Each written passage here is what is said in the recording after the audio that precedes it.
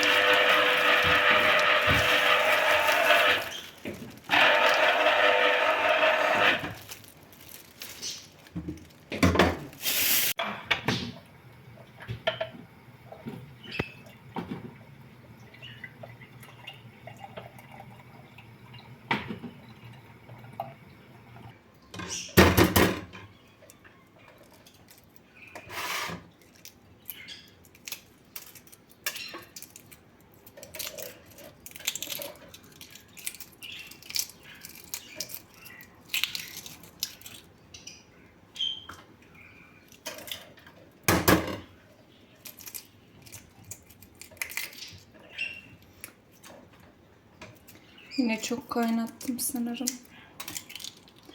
Dakika tutun dedim. Tutamadım da. Efe aldı telefonu.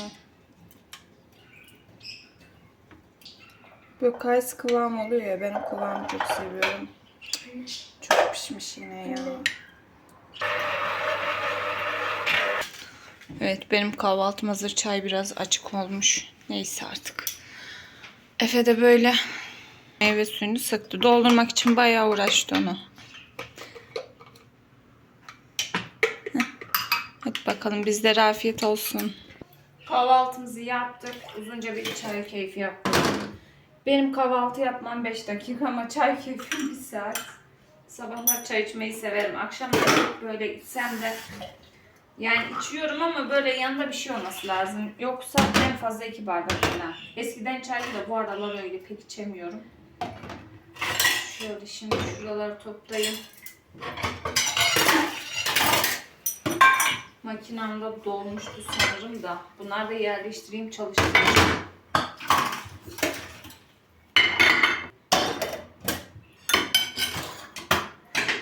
Bugün var ya ama hiç halim yok. Böyle sırtım falan ağrıyor. 2 gündür bayağı bir işe verdim kendime. Acısı yeni çıkıyor herhalde. Bugün miskinlik günü. Hiçbir şey yapmayacağım.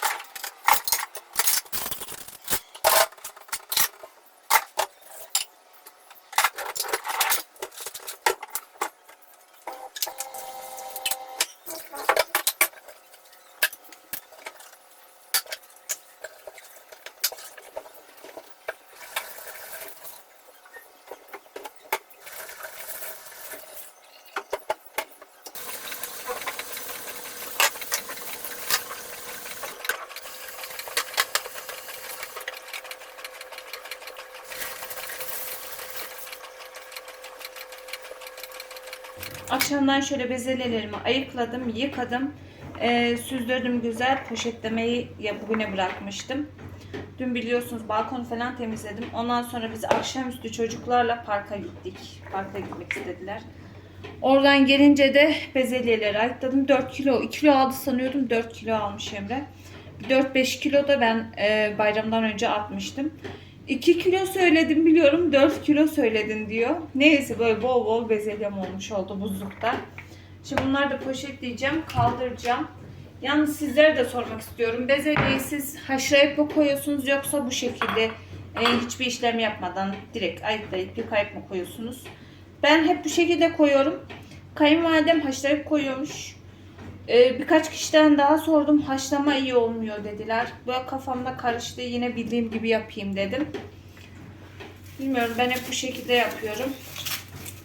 Ya böyle Rus salatasıdır falan dedim, bir kısmını acaba haşlayıp mı koysam, ama birkaç kişi de haşlama iyi olmuyor deyince geri bu şekilde koyacağım diri diri. Akşama da biraz şey yapacağım, öyle istiyordu. Bezelyeli pilav yapacağım, pirinç pilavı. Öyle bir kısmını ayıralım, bir kısmını poşetleyelim, kaldıralım. Şöyle aslında çok poşete de koymama gerek yok. İhtiyacım kadarını üstünden alır, gerisini böyle rahat kaldırırım buzluğa. Evet, şöyle bolca koyacağım. İhtiyaç kadarını dediğim gibi kullanırım. İriymiş. Daha önceki aldığım o kadar iri değildi. Biraz daha ufaktı.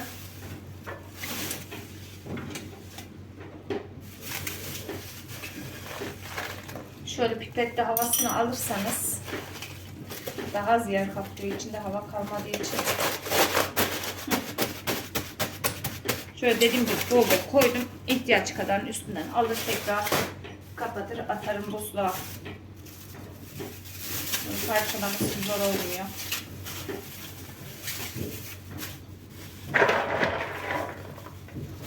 Bizim bazanın altını dedim bir açayım, havalandırayım. Hem yorganı kaldıracağım ama hiç gözümde kesmiyor bugün. Böyle üstümde bir şey var yani.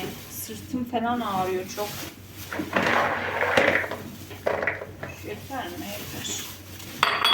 Şu kadarını ayırdım. Çok mu oldu ya bezelyenin içine? Bilemedim. Neyse, bol bezelye olsun. Sıkıntı olmaz.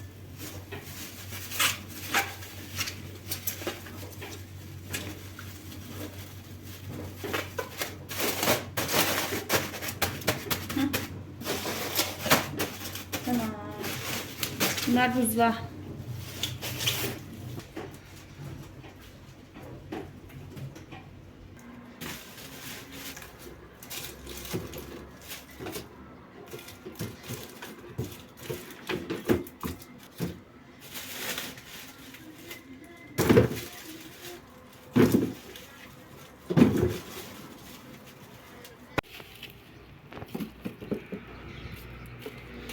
Tamam. Ay, bizim yorganı da attım böyle sabah. Sabaha kadar Ayşe'ninki havalandı. Ya şimdi bazanın altını bir kaldırmam lazım. Orayı bir silip havalandırmam lazım ama hiç yapacak havada değilim. Bilmiyorum yapar mıyım. Ama bu da ortada kalır. Bilmiyorum, bakalım. Bu arada biliyorsunuz bunu dün ben sermiştim. Çarşafları falan halledip gece efendim burnu kanamış. Nasıl olduysa sabah söyledi uyandığımda. Yani fark etmemiş o da kanadığını. Böyle yastık falan kan içinde. Şurada da vardı hatta. Batmış. Ya bir de alta geçmiş. Şunda alez var da yastıkta yok. Bu da yün yastık. Bunu hep ben söküp boşaltıp yünle yıkamam lazım. Şimdi yapsam mı yapmasam mı? Kalınca da şey var, gerçi bende leke çıkarıcı var da beyazlar için. Bilmiyorum ne yaparım yünü. Aslında ben bu yastıklar zaten yıkatacaktım da böyle hani yaz sıcakları biraz daha geçsin, yazın terliyoruz ediyoruz. Sonbaharda güzel hepsinin içini bir boşaltmayı düşünüyordum bu sene. Yastıkları, yorganları eylemeyecektim de ama böyle oldu. Olmazsa Efe'ye bir tane baz altından temiz bir yastık vereceğim. Bunu sıcak suya basabilirim banyoda, kovaya. Yün yorgan. Yün yorgan diyorum. Yün yastık. Bu şekilde makineye atanlar da varmış aslında ama böyle de içinde keçeleşir. Bilmiyorum, pek o aklıma yatmadı. Böyle şimdi şu çarşafını bir çıkarayım tekrar. Sıcak suyla o leke çıkarıcıdan koyacağım. O çıkarıyor, güzel oluyor. Yastığında bakarız. Şöyle çıkarayım dedim de ta altındaki alize de geçmiş. Mecburen bunu da çıkartacağım. Bari biraz aradan zaman geçseydi diyorum ya. İşte böyle olunca insan ister istemez canı sıkılıyor. Yastık da her tarafına bulaşmış. Geçenlerde şunu almıştım. Şimdi bundan ekleyeceğim sıcak suya. Çarşafın o kanı için. Şöyle yarım ölçek eklesem herhalde yeter mi? Şöyle de su kaynattım. Hı. Şöyle şu kısımlarını sokayım sadece. 1-2 saat beklesin. Ondan sonra elimde durulayıp asacağım arkadaşlar. Temiz. Hı. Tamam. Bu böyle beklesin bakalım 1-2 saat kadar. Ben duramadım yine. Aslında hiç de yapacak halim yok ama yorganları ortadan kaldırmak istedim. Burayı da silemeden kaldıramam. Şunda benim yorgan yok, yastıklar var. Bir tane yorgan orada var. Şurada var. Böyle 1-2 saat havalansın. Ondan sonra tekrar kaldıracağım. Güzelce işlerini silerim. Şurada benim çeyizim var. Böyle Yemeniler, tülbentler bir sürü bakın. Hiç de kullanmıyorum biliyor musunuz? Evin içinde zaten örtmüyorum. Dışarıda da zaten şal takıyoruz. Böyle bir 30 tane vardır herhalde. Arada tabii eskidikçe yenisini buradan çıkarıyorum. Şimdi bunları alayım. Şu da benim yaptığım şeydi. Yelekti. Bir zamanlar bunlar örülüyordu. Eskiden çok yapıyordum el işi. Şimdi hiç sabrım yok yani onu yapacak, uğraşacak. Şu yeleği de ben yapmıştım. Hiç giydim mi giymedim.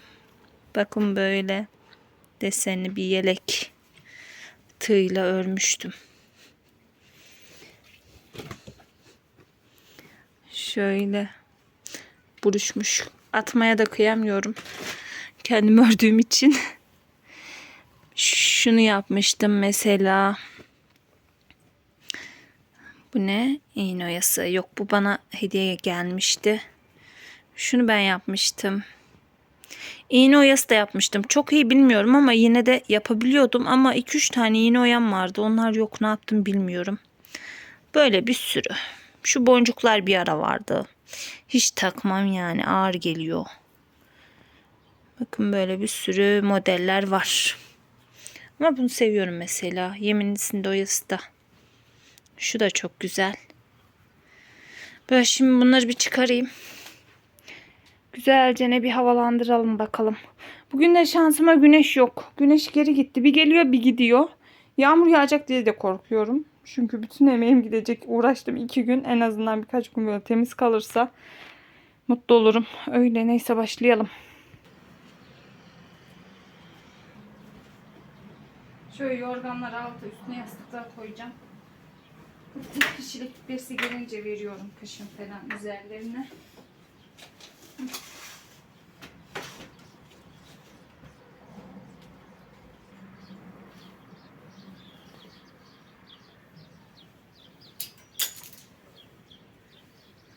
Ay bu çok kalın. Atsan atılmıyor, satsa satılmıyor.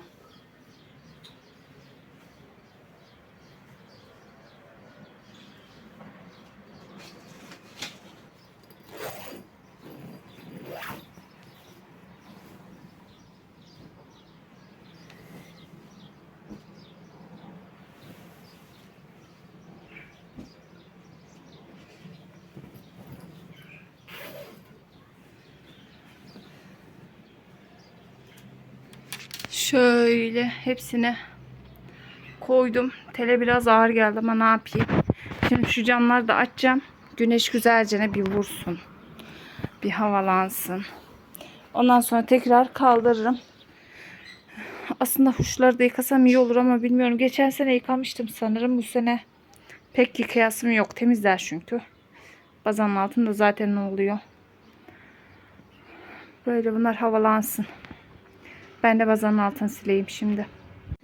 Ben akşam yemeği hazırlığına başladım arkadaşlar. Ayşe de geldi okuldan. Şöyle bezelyeleri haşlamaya koydum. Şu buhara hemen çalışıyor. Bir taraftan pilav yapacağım ya, bezelyeli pilav. Yanına da şöyle komşum bana şey verdi, fasulye verdi. O bu şekilde tencerede kaynatarak yapıyormuş, kavanozda. Onu yapacağım. Böyle biberini, soğan doğradım. 2 tane domates doğrayacağım. Bir taraftan şöyle makine boşalacak, onu boşaltacağım. Açtım kapağını, bir buhar çıksın dedim. Böyle. Makinemi boşalttım. Tezgahın üstünü şöyle toparladım. Mikrodalgaya da et suyu koydum. Önceden çıkarmayı unuttum. Şöyle pilav için 2 bardak çıkarttım. Buzluğumda vardı. Artık pilavı yapmaya başlayacağım. Fasulyem bir tarafta pişiyor. Pirinçlerimi de güzelce yıkadım.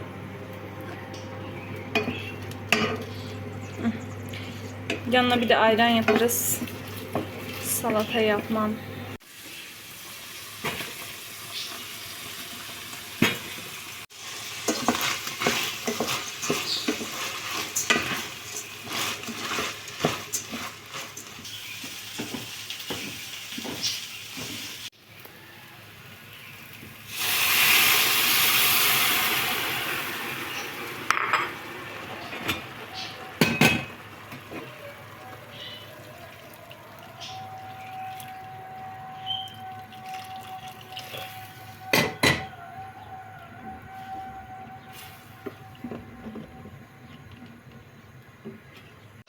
Şöyle bir parça da tereyağı ekleyeceğim. Tamamdır. Bir kaynasın, altını kısarım. Fasulyemiz de pişti. Çok sıcak.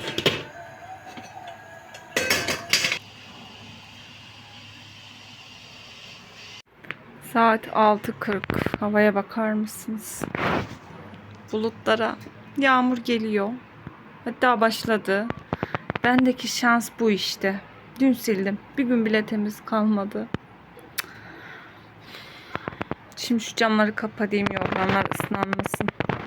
Yorganları da topladım, kaldırdım masanın altına. Yağmura bakın, Allah'ım camlarım gitti ya. Nasıl canım sıkılmasın şimdi.